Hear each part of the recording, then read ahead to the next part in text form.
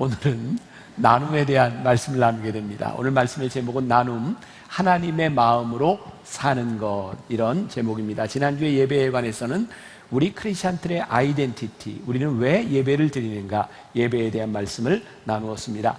오늘 말씀 역시 여러분들이 만나교회에서 신앙생활을 오래 한 분들이라면 이 본문을 가지고 한 10번 이상 말씀을 들었을 것 같습니다. 왜 하나님은 우리들에게 이 사명을, 사역을 주셨는가, 우리들이 함께 알아보려고 하는 거죠.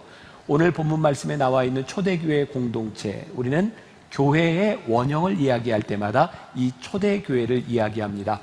나눔에 관해서 이들은 참 잘했던 것 같아요. 그런데 이들이 나누었던 것을 저는 이렇게 표현할 수 있을 것 같아요. 굉장히 레디컬한 방식으로 이들이 나누었다.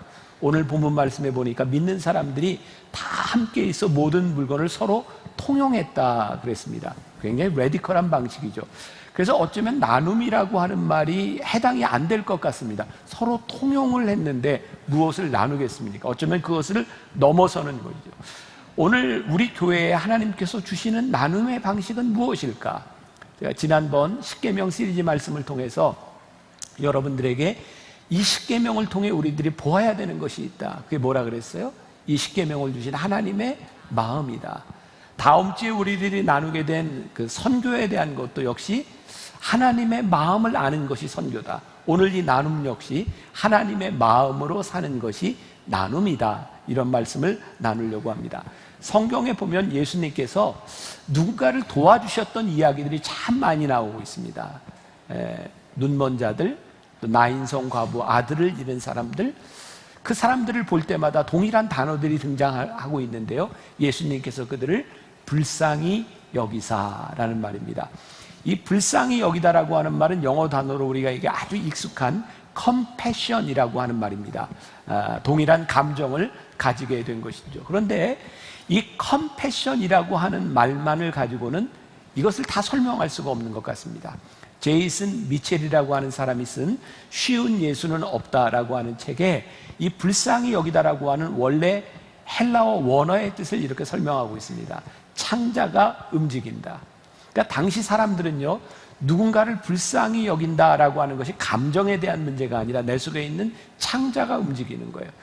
그 불쌍히 여기는 마음으로 인하여 창자가 움직인다고 하는 것은 아픔입니다. 누군가를 불쌍히 여기다, 나도 아픕니다. 그런 의미를 가지고 있죠. 그리고 예수님께서 누군가를 불쌍히 여겼다라고 하는 말씀 이후에는 그것으로 끝난 것이 아니라 동일한 사건이 일어나고 있는데 예수님께서 그들을 만져주셨고 손을 대셨고 그들을 고쳐주셨다는 겁니다. 연민을 행동으로 옮기지 않았다면, 여러분, 하나님께서 우리를 불쌍히 여기셨는데 그 불쌍히 여기심으로 인하여 독생자 예수 그리스도를 보내주셔서 이 십자가의 사건이 아니었다면 우리들에게 어떤 일이 있었을까요? 그러니까 이 나눔이라고 하는 그 불쌍히 여긴다고 하는 것은 우리의 연민에서 그치는 것이 아니라 우리들의 어떻게 행동으로 연결될 것이냐에 대한 문제이죠. 저는 우리 기독교를 이렇게 생각합니다. 여러분 한번 생각하며 들어보세요. 기독교는 종교이기를 거부하는 종교다. 좀 설명을 해볼게요. 종교이기를 거부하는 종교. 여러분, 종교는 무엇인가요? 어느 날부터인가 우리들의 믿는 신앙이 체계화됩니다. 제도화됩니다. 화석화됩니다. 전통화됩니다. 근데 예수님께서 이 땅에 오셔서 하나님을 믿는 그 마음을 종교로 전락해버린 사람들에 향하여 무섭게 질책하셨습니다. 너희들이 종교적 의무를 다하고 있는데, 너희들이 주의를 지키고 너희들이 헌금을 하고 11조도 하고 있는데 너희들에게 하나님의 마음이 없다. 그래서 하나님의 마음이 없는 종교에 대하여 무섭게 질책하십니다. 구약에도 아모스 선지자를 통하여 5장 21절부터 24절까지의 이런 말씀을 하고 있어요. 우리 같이 한 목소리로 봉독해 보겠습니다. 내가 너희 절기들을 미워하여 멸시하며 너희 성회들을 기뻐하지 아니하나니 너희가 내게 번제나 소제를 드릴지라도 내가 받지 아니할 것이요 너희의 살진 희생의 화목제도 내가 돌아보지 아니하리. 내 노랫소리를 내 앞에서 그칠지어다. 내 비파소리도 내가 듣지 아니하리라. 오직 정의를 물같이 공의를 마르지 않는 강같이 흐르게 할지어다. 왜 아모스 선지자는 이런 이야기를 하고 있을까요? 이스라엘 백성이 믿음이 없거나 그들이 하나님을 예배하지 않았기 때문이 아닙니다. 오늘 우리가 지금 예배하는 것처럼 그들은 하나님을 예배했고, 오늘 우리들이 찬양하는 것처럼 그들은 찬양을 했고, 오늘 우리들이 기도하는 것처럼 그들도 기도를 했는데 하나님께서 그것을 받지 않으시겠다, 그것을 기뻐하지 않으신다라고 말씀합니다. 왜냐하면 그들의 예배하는 삶 가운데 정의가 사라지고 공의가 사라졌기 때문에, 하나님께서 원하시는 것은 너희들의 외적인 행위, 종교적 행위가 아니라 공의가, 정의가 물같이 흐르고 공의가 강같이 흐르는 것을 하나님께서 기뻐하신다. 그러니까 예배자로서의 삶을 살지 못하는 종교화되는 것을 하나님께서 받지 않으신다라고 말씀하고 있어요. 나눔은 연민에서 끝나는 것이 아니라 행동으로 이어지는 것이고, 나눔은 기도에서 그치는 것이 아니라 우리들이 어떻게 접촉하느냐에 대한 문제이죠. 누군가의 삶에 우리들이 참여하는 겁니다. 우리 기독교에 있어서 제일 중요한 것 중에 하나가 성만찬입니다. 예수님의 살과 피를 기념하는 거죠. 근데 성만찬을 이야기할 때 영어로 뭐라고 표현을 하냐면 take part in 이라고 표현을 합니다. 예수님의 살과 피에 내가 참여하는 겁니다. 예수님의 살과 피를 떼면서 나도 주님의 마음을 갖는 것이 기독교의 본질인 거예요. 제이슨 미첼이 쓴 쉬운 예수는 없다라고 하는 책에 보면 한 가지 이야기를 소개하고 있는데, 그 저자의 친구 중에 릭이라고 하는 사람이 있습니다. 그는 에이즈 환자들을 돌보는 병원에서 근무를 하고 있었어요. 그가 맡은 일은 환자의 옷을 갈아입혀주고 침대를 정돈하는 그런 일이었습니다. 가만히 일을 하다 보니까 그 병원에 어떤 현상이 있냐면, 에이즈 환자 중에 죽을 때가 되면 사람들이 별로 관심을 가지지 않는 겁니다. 왜냐하면 효율적으로 살아있는 사람을 관리하는 것이 더 효율적이기 때문에 죽어갈 때가 되면 이제 방치하게 되는 거죠. 이 릭이라고 하는 사람이 이제 죽어가는 에이즈 환자를 이렇게 가서 옷을 갈아입혀주고 이렇게 방을 나오려고 하는데, 문고리를 잡은 자기의 손이 보였어요. 고무장갑을 끼고 있는 손. 그리고 그는 한 번도 환자들을 돌볼 때 고무장갑을 벗은 적이 없었어요. 그때 하나님께서 그의 마음 가운데 그 환자를 안아주라고 하는 음성을 주셨던 것 같아요. 요즘 미국 사람들이 많이 쓰는 말 가운데 하나가 영어 단어에 greet이라고 하는 말입니다. greet은 우리 마음속에 있는 모든 힘을 끌어올리는 것을 greet이라고 말을 합니다. 그때 그의 마음속에 하나님의 음성을 두고 greet을 끌어올립니다. 그리고 이 릭은 환자를 향해 고무장갑을 벗고 그 환자를 안아주었습니다. 그때 환자는 이렇게 말을 합니다. 나는 2년 동안 이곳 병원에 있는 동안 고무장갑을 벗고 나를 안아준 사람을 처음으로 보았습니다. 이 책에서 이야기하고 있는 것, 우리는 누군가를 위해서 봉사할 수 있고 누군가를 위해서 섬길 수 있지만, 하나님이 주시는 마음으로 섬기고 돕고 봉사한다는 것은 조금 다른 차원의 문제라는 겁니다.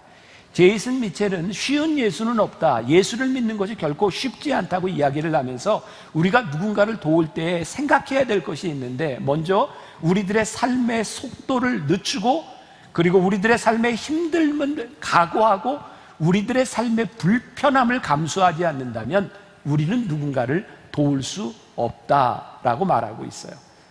자, 제이슨 미첼은 그 책에서 이런 이야기를 합니다. 크리스찬들이 누군가 대화를 할 때, 누군가 어려운 이야기를 할 때 우리가 이렇게 이야기한다는 거죠. 기도할게요.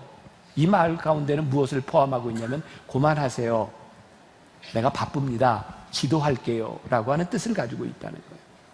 제가 언젠가 여러분들에게 그런 팁을 드렸죠. 목회자들이 한참 이야기를 하다가 누군가 이렇게 어려운 부탁을 할 때 기도하겠습니다 라고 하는 말은 하기 싫다라는 말이라고 하는 거예요. 여러분, 참 우리들에게 신기하지 않습니까? 우리는 하나님께 기도한다고 하는 것이 우리들이 해야 되는 의무를 면제받는 듯한 수단으로 사용하고 있는 것은 아닙니까? 예수님께서 많은 군중들 사이에서 옷을 만지는 여인의 느낌을 알았고, 그 많은 군중들이 예수님을 향해 불쌍히 여겨주세요 라고 말을 할 때 예수님은 바쁜 발걸음을 멈추고 그들을 바라보셨어요. 우리들이 살아가는 세상이 얼마나 바쁜 세상입니까? 우리들이 얼마나 할 일들이 많이 있습니까? 근데 제이슨 미첼은 이렇게 이야기를 합니다. 여러분들 바쁜 것과 서두르는 것은 다른 차원의 문제입니다. 여러분 바쁘지만 서두르지 말고 여러분들의 눈길을, 여러분들의 삶을 잠시 멈춰볼 수 있지 않겠습니까? 누군가를 돕는다고 하는 것이 왜 힘든 일일까요? 우리는 종종 그런 생각을 합니다. 내가 돕는 것이 맞아? 내가 혹시 속는 거 아니야? 우리들이 돕는 것만큼 우리들에게 그렇게 대가가 돌아온다면 우리는 기꺼이 도울 수 있겠지만 우리들이 돕는 것만큼 그렇게 대가가 돌아오는 것 같지 않아요. 제가 이번에 미국의 이렇게 어떤 도시를 걷게 되었는데요. 걷다가 이렇게 구걸하는, 미국에도 가보면 구걸하는 사람들이 참 많습니다. 이게 두 다리가 없는 사람이 있었어요. 제가 지나가다가 아내에게 좀 돈을 좀 달라고 해서 제가 그 사람에게 이렇게 돈을 주었어요.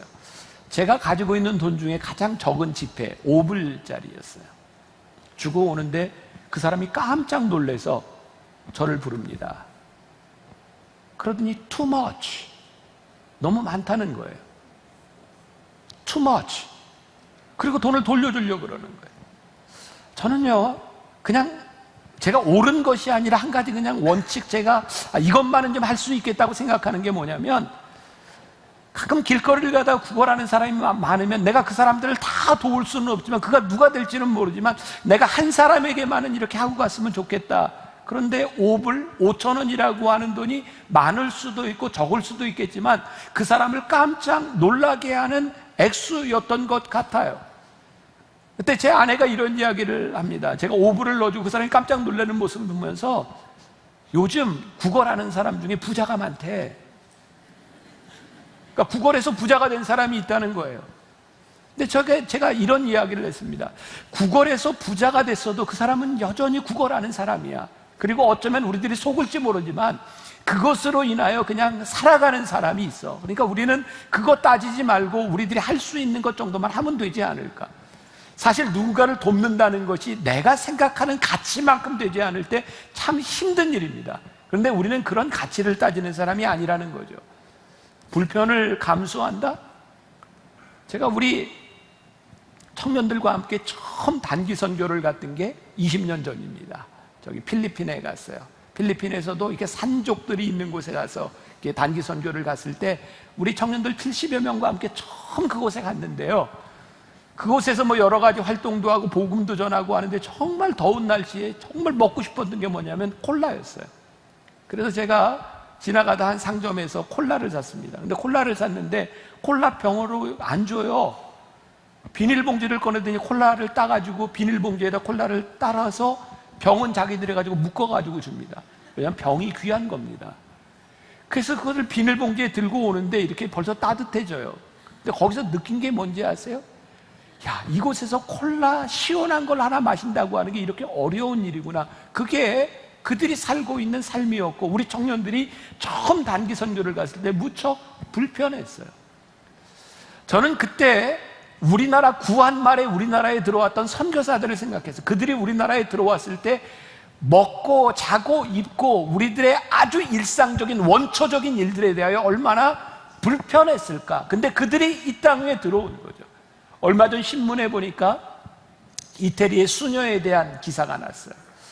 50년 동안 25살의 나이에 우리나라에 와서 50년 동안 한센병 환자를 도왔던 그 수녀가 우리나라에 올 때 어떤 교육을 받았냐면, 한국에 가면 한센병자들을 돌보는 그곳에 위생이 문제가 있으니까 수도꼭지를 틀 때 절대로 손으로 틀지 말고 이 팔꿈치로 수도꼭지를 돌리라고 하는 그런 교육을 받고 왔는데 한국에는 아무 소용이 없더라는 거예요. 수도가 없었어요. 여러분, 우리나라가 그런 나라일 때 그 어려움을 당할 때 누군가 불편을 감수하고 이 땅에 들어왔던 사람들이 있는 거예요. 제가 아프리카를 자주 갑니다. 아프리카의 청년들, 대학생들을 위해서 이 컨퍼런스, 복음을 전하고 설교하는 일을 합니다. 제가 어느 날 일찍 도착해서 아침에 아프리카에 있는 대학생들과 함께 기숙사에서 밥을 먹을 때였어요. 이렇게 밥을 나눠주는데 식빵 한 조각, 그 다음에 잼을 한 수저를 주더라고요. 제가 서 있었어요. 왜 서 있냐고 물어보더라고요. 뭐가 좀 더 있어야 될 것 같은데 근데 그게 다라는 거예요. 그리고 이야기하는 게 이 아프리카 학생들에게 이 정도면 좋은 식사라는 거예요. 제가 얼마나 부끄러웠는지 아세요?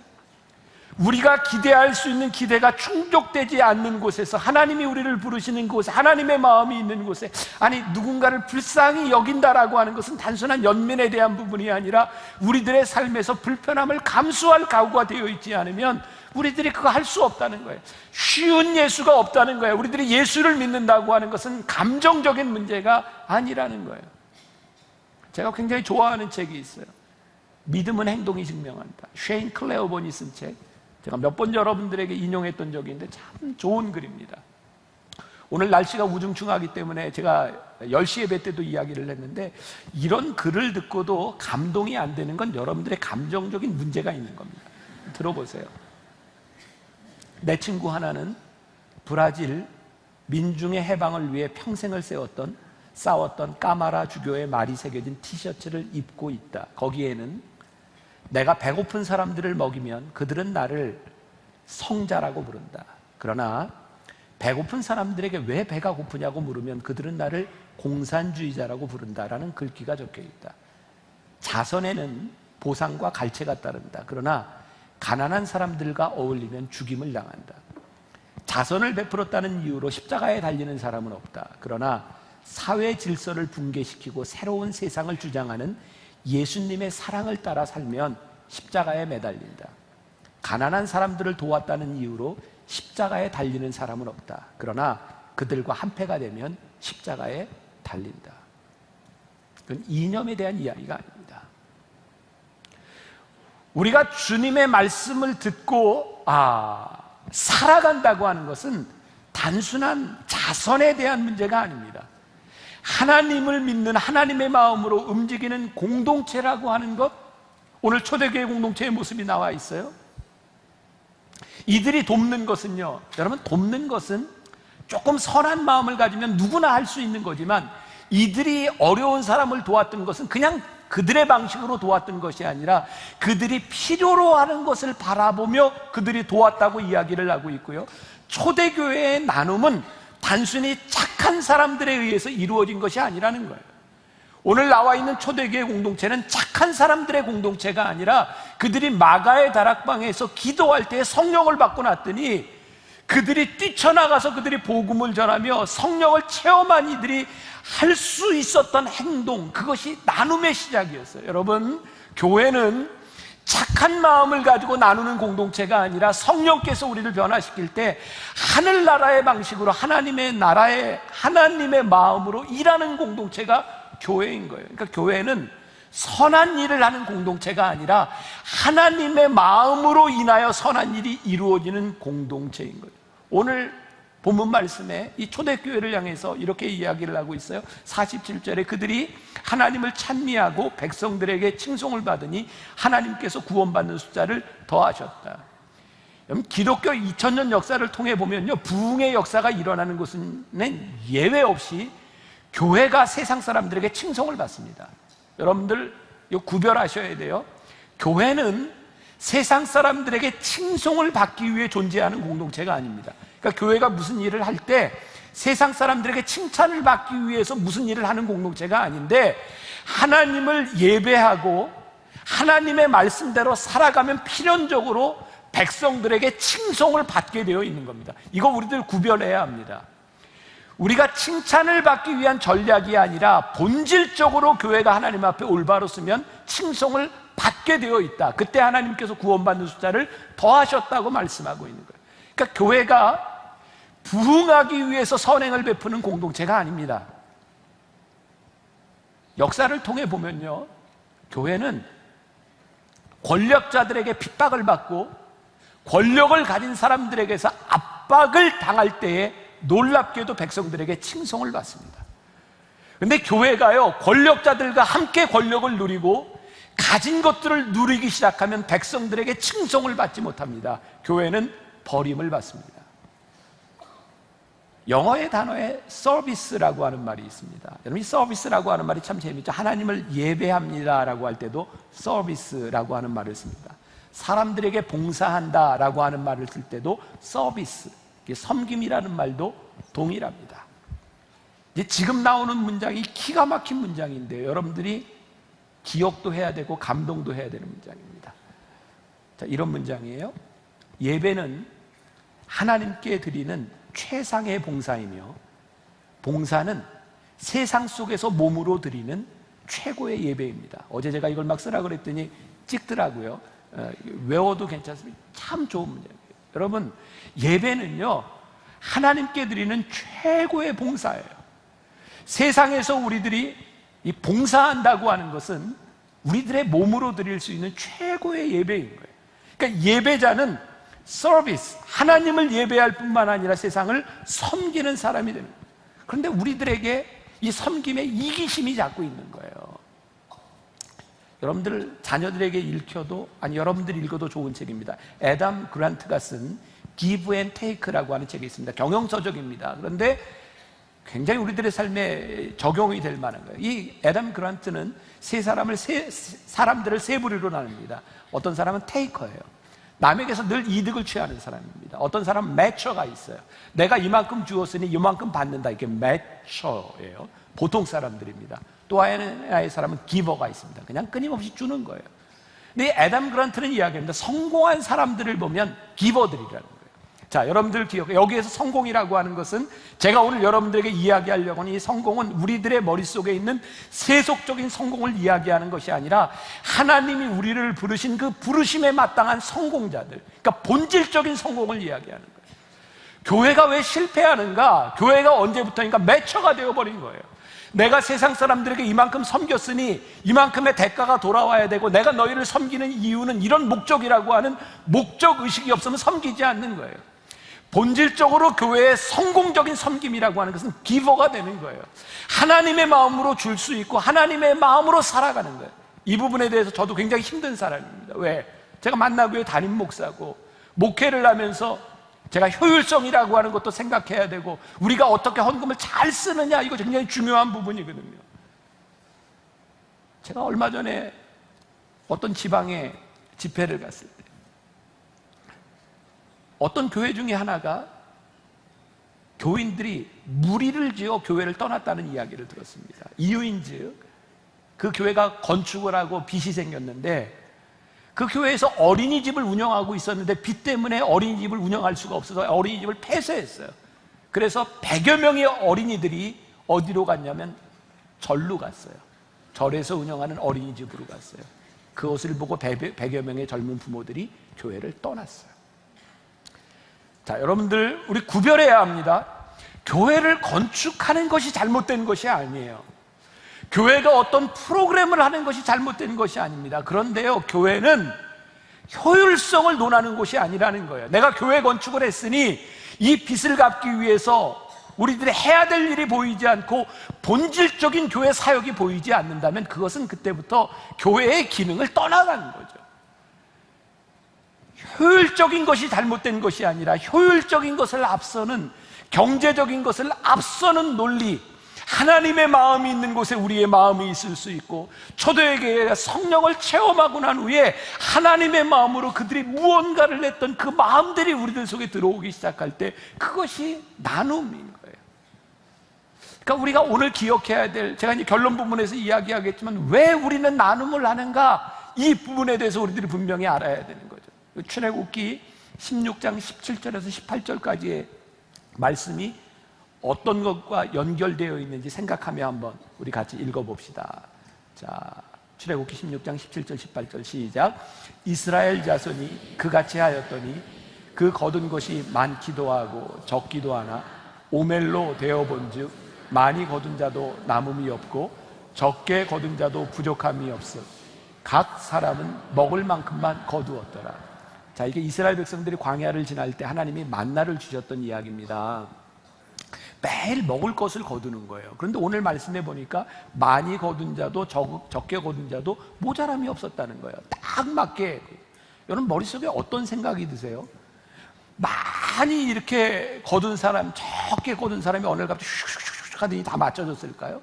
저는 이게 참 쉬운 이야기입니다. 여러분, 이스라엘 공동체 중에 장정만 60만이니까 우리가 한 200만 명 정도를 계산하는 거예요. 그러면 200만 명 중에 어느 공동체나 있는 퍼센테이지를 볼 때 장애인도 있을 거예요. 병으로 고생하는 사람도 있고 건강한 사람도 있고 다 그 퍼센테이지가 있을 겁니다. 그런데 놀랍게도 그들이 다 거뒀는데 딱 맞았다는 거예요. 이유가 뭘까요? 많이 거둔 사람이 적게 거둔 사람에게 주었겠죠. 적게 거둘 수밖에 없는 사람을 누군가 채워줬겠죠. 그러니까 하나님께서 그들에게 가르쳐 주신 것이 뭐냐면, 내가 너희들에게 만나를 내리는데 일용할 양식을 주는데 너희들이 거두는 것, 강한 자나 약한 자나 모든 사람들이 다 먹을 수 있도록 주었다. 그것을 너희들이 함께 먹으라는 거죠. 그러니까 오늘날 우리들에게 주어진 책임이 무엇인가? 우리는 참 이 부분에서 물론 여기에 경제적으로 어려운 사람도 있고 또 여유가 있는 사람도 있겠지만, 보편적으로 대한민국 땅에서 분당이라는 곳에 교회가 세워졌고 여기에 우리들이 모였다고 하는 것은 우리들에 대한 분명한 책임, 하나님의 마음이 우리들에게 있다는 거예요. 우리 교회가 감당해야 될 몫과 여러분들이 감당해야 될 몫들, 우리들에게 주시는 일들, 그리고 우리가 조금 불편해지면, 우리가 조금 더 나눌 수 있으면 많은 하나님의 마음들이 이루어질 수 있다는 거죠. 우리 교회 슬로건이 무엇인가? 교회가 이 땅의 소망이라는 거예요. 오늘날 교회의 문제는요, 착하고 선한 일을 하지 않는 게 아니에요. 착하고 선한 일을 통해 하나님의 모습이 아니라 자꾸 교회의 모습을 드러내려고 하고 우리의 모습을 드러내려고 하는 것이 문제예요. 자, 오늘 우리가 월드 휴먼 브리지 선데이로 지난다 그랬어요. 벌써 제가 오래전에 이야기를 했기 때문에 여러분들과 함께 한번 나누어도 좋을 것 같습니다. 제가 이렇게 죽을 병은 아니었는데 죽음을 제가 생각하게 된 때가 있었죠. 제가 119에 실려가면서 처음으로 119 구급차 안에서 죽음을 생각했어요. 사람이 죽음을 한번 생각할 수 있다는 것은 굉장히 유익한 일이라는 생각이 듭니다. 여러분, 죽을 병에 걸린 분들 괜찮습니다. 시기만 틀리지 다 죽어요. 그러니까 근데 죽음 앞에서 우리의 삶을 한번 돌아보는 것은 굉장히 유익하다는 생각이 들어요. 제가 처음 죽음을 생각했던 게 40대 중반이었어요. 아, 이러다 죽는구나, 구급차 안에서. 그리고 그때 저에게 하나님이 물으셨던 거예요. 내가 하늘나라에 가면 하나님께서 나에게 물으시는 거, 네가 얼마나 큰 교회 목회하다 왔냐? 그건 하나님의 관심이 아니었어요. 근데 너 뭐 하다 왔냐? 그걸 저에게 물으실 것 같았어요. 하나님께서 만나교회 목사로 저를 불러주셨기 때문에 저와 함께 신앙생활하는 여러분들, 이 공동체에 하나님이 물으실 거였어요. 너희들 뭐 하다 왔니?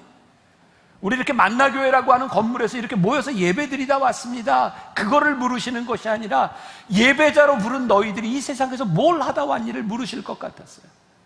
그리고 저에게 떠오른 생각이, 제가 살아왔던 삶이 목사로서 저는 교회 부흥을 꿈꾸었던 사람이고, 아마 모든 목회자들이 교회 부흥 싫어할 사람이 누가 있겠어요? 교회가 이만큼 성장했으면 좋겠다. 근데 그것이 교회의 본질이 아니라는 것을 저에게 깨닫게 하셔서 이 교인들과 함께 무엇을 할까? 그래서 제가 시작했던 것이 월드 휴먼 브리지라고 하는 단체, 지금 제가 대표를 맡고 있고요. 이걸 잘 모르는 사람들이 많아요. 세상 사람들이 이거 만나교회가 하는지도 모르고 대표인 제가 목사인지도 모르는 사람들도 있어요. 그래서 저에게 어떤 마음이 들었냐면, 하나님, 교회 이름이 드러나고 우리들의 이름이 드러나는 것이 아니라 교회가 어떻게 하나님의 일을 할 수 있을까요? 지금까지 교회가 걸어왔던, 교회가 선행을 하면 이거 우리 교회가 했습니다 라고 이렇게 자랑을 해야 되는 이 시스템에서 하나님 중심의 시스템으로 우리들이 바뀌어질 수 있을까? 그래서 시작을 했어요. 근데 어려움이 참 많았어요. 왜? 이해를 못하니까. 지금은 너무나 당연한 것이 되었지만 그 당시 시작할 때만 해도 우리 교회 안에 많은 반대들이 있었어요. 목사님, 왜 교회 헌금을 가지고 교회 일을 하는데 교회 이름을 안 내세우는 겁니까? 이게 기존에 가지고 있었던 우리들의 패러다임하고 다른 거였어요. 그래서 시작을 하면서 제가 도움을 받은 두 분이 있었어요. 하나는 김동호 목사님이었고 한 분은 손봉호 교수님이었어요. 김동호 교수님은 저에게 여러 가지 조언을 하면서 이렇게 얘기를 했습니다. 목사님, 그 시작할 때 다른 교회하고 함께 하지 마세요. 그냥 만나교회 혼자 하세요. 교회가 연합하는 거, 이거 한국교회 진짜 힘든 일입니다. 제가 그 얘기를 들으니까 전 참 신기한 사람이죠. 그 참 힘든 일입니다 하니까 그 힘든 일을 해보고 싶더라고요. 그래서 교회가 연합해야 되겠다. 그래서 제가 그때 한 2, 3년 동안 집회를 가면 설교를 마치고 나서 그 교회 목사님과 장로님들을 끊임없이 설득하기 시작했어요. 우리가 교회의 이름을 내세우지 않고 우리들 하나님의 일을 한번 같이 해봅시다. 이 단체가 만들어졌고요. 그 손봉호 교수님은 저한테 이런 또 조언을 했어요. 어떤 단체가 생기든 비영리 단체에서 생명은 재정의 투명성입니다. 저희 교회가 자본금 3천만 원 가지고 시작했습니다. 사람들이 저한테 짠돌이라고 막, 아니 만나교회에서 이런 단체를 시작하는데 어떻게 3천만 원 자본금을 시작하냐고. 그거 저희 전세, 월세 내는 것도 안 되는 비용이었어요. 근데 하나님께서 저에게 주신 마음이 뭔지 아셨어요? 우리 교회가 돈이 없기 때문이 아니라 우리 교회가 돈을 내서 이걸 시작하면 우리 교회가 주도권을 가지고 우리 교회가 돈을 내면 우리 교회가 주인의식을 가지니까 언제든지 우리가 손을 떼어도 문제가 없고 하나님이 하시는 일에 우리들이 주도권을 가지지 않도록 우리 돈 가지고 시작하지 맙시다. 그래서 월드 휴먼 브릿지는 재단으로 출범한 것이 아니라 사단 법인으로 출범을 해서요, 사람들이 10,000원, 20,000원씩 내는 후원금을 가지고 시작했어요. 그 후원금은요, 우리 직원들 월급, 사무실 운영비로 이렇게 쓰여지면서 사회에, 이 땅에 있는 많은 자원들, 기업에서 내는 것들, 뭐 이런 것들을 가져다가 일을 하기 시작했는데, 제가 지금부터 놀랄 얘기할 텐데 어떻게 하셔야 될까요? 놀라야 되겠죠. 제가 2부 예배 때는 놀랄 얘기를 했는데 안 놀라서 제가 놀랐어요. 자, 지난 10년 동안 작년까지 얼추 계산해 보니까 이 월드 휴먼 브릿지라고 하는 단체가 교회 헌금이 아니라 우리들이 이렇게 나눔으로 이렇게 냈던 것들을 가지고 모은 돈을 가지고 어려운 사람을 도운 게 300억입니다.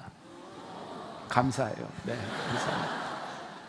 근데 이게 교회로서 가능한 일이냐 이 말이에요. 근데 하나님께서요, 만나 교회 이름을 내세우지 않고 이 일을 할 수 있도록 해주셨어요. 저는 그게 너무너무 감사하고, 그리고 이 길을 가려고 하는 거예요. 오늘 여러분 월드 휴먼 브릿지 선데이를 하면서 저는 누군가 기업이든 개인이든 내가 이런 일을 하고 싶다라고 돈을 냈을 때에 그게 100% 잘 쓰여지면 좋겠다. 그래서 구조를 제가 독특하게 만들어가는 거예요. 어떻게 하면 사무실을 운영하고 할 수 있는 것들은 우리 그냥 회비로 다 충당하고, 우리들이 기업이나 어디에서 얻어오는 모든 돈들은 그 뜻에 맞게 사용하고, 세상의 돈들이 이렇게 흘러가고 있는데 똑같이 돈을 쓸 바에는 하나님이 원하시는 일을 위해 쓰면 얼마나 좋겠는가.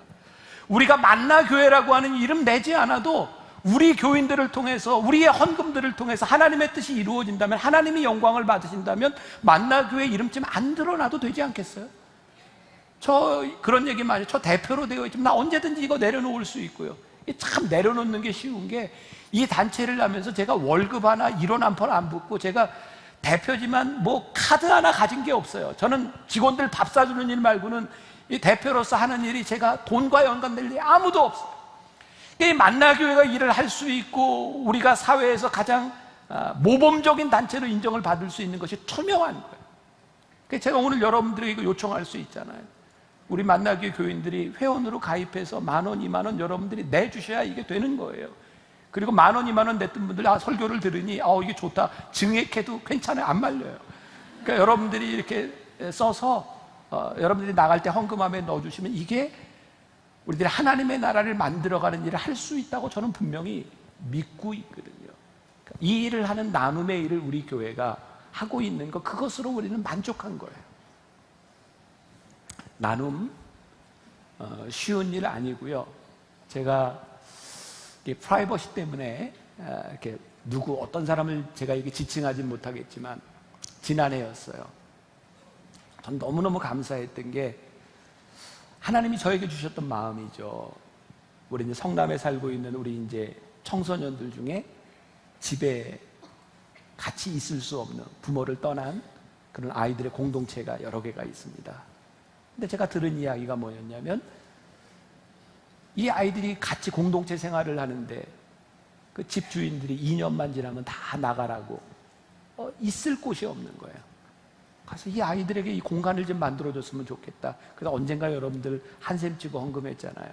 우리가 공간을 만들었거든요. 근데 그게 쉽지를 않은 거예요. 법적으로 여러 가지 해결해야 될 문제들이 있어요. 그것 때문에 이렇게 노력을 하는데, 저한테 들려온 얘기였어요. 그 단체를 담당하고 있는 목사님이 저한테 한 이야기가 아니라 다른 목사님을 통해서 목사님 너무 애쓰시지 않아도 좋아요. 지금까지 많은 교회에서 이렇게 도와준다고 했지만 다 손을 들었어요. 이게 어려운 일입니다. 그러니까 마음은 고맙지만 괜찮습니다. 감사합니다. 저는 참 특이해요. 그런 얘기를 들으면 해야 돼요. 그래서 우리가 공간을 만들었어요. 할 수 있는 일이고요. 우리가 감당할 수 있는 일이고, 저는 우리가 어떤 위대한 일을 꿈꾸는 사람들이 아니라 우리들에게 주어진 일들에 대하여 하나님이 주시는 마음을 가지고 책임을 지면 우리들이 함께 할 수 있는 일들이라고 생각해요. 사람들이 저한테 종종 그런 얘기를 해요. 목사님 왜 이렇게 인생을 힘들게 사세요? 내가 어떻게 해요? 하나님이 저를 그렇게 부르셨는데. 저 때문에 여러분도 힘든 거예요. 어떻게 해요? 하나님이 여러분들을 만나교회로 보내셨는데 팔자 아니에요. 우리 그렇게 살아야지.